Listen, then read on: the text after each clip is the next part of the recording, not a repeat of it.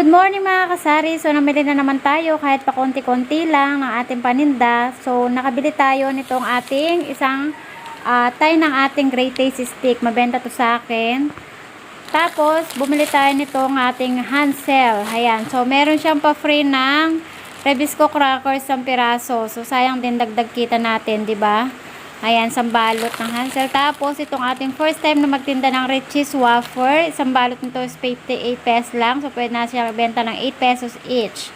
Ayan. So, tapos, meron pa tayong isa na first time din nating magbenta nitong ating Red Choco wafer din siya. Ayan. So, ang flavor niya is milk vanilla. Ayan. Tapos, itong ating calchis 3 piraso lang. Tapos, 2 balot ng ating Vans Burger. Ayan. So, tapos, nagpabili naman ako sa anak ko nitong ating Coke 1.5 isang piraso lang. So, hindi ito fast moving sa akin. Meron pa ako natitira sa rep na isang piraso. Tapos, 3 piraso ng ating gin bilog. Ayan. So, hindi fast moving na sa akin ng mga alak. Kaya, per piraso lang muna yung ating pinabibili.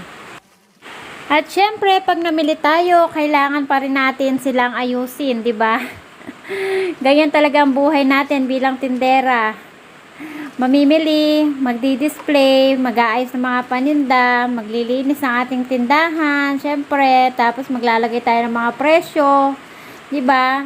Ang hirap din maging tindera, pero kailangan pa rin natin lumaban dahil ito lang ang ating inaasahang hanap buhay. Lagi ko nga sinasabi, 'di ba, na wala nga madali na hanap buhay dito sa mundo. Kasi lahat kailangan natin paghirapan. Walang easy money, 'di ba? Kaya kung mahirap ang maging empleyado, mas mahirap ang maging negosyante.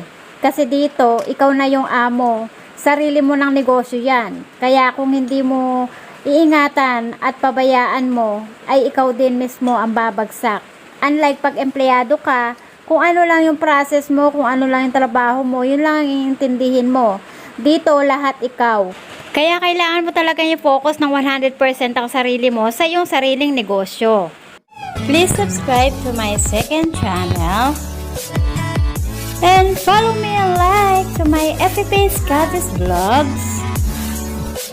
You can join also to my group, Sari Sari Owner Business Group. It's all about Sari Sari business.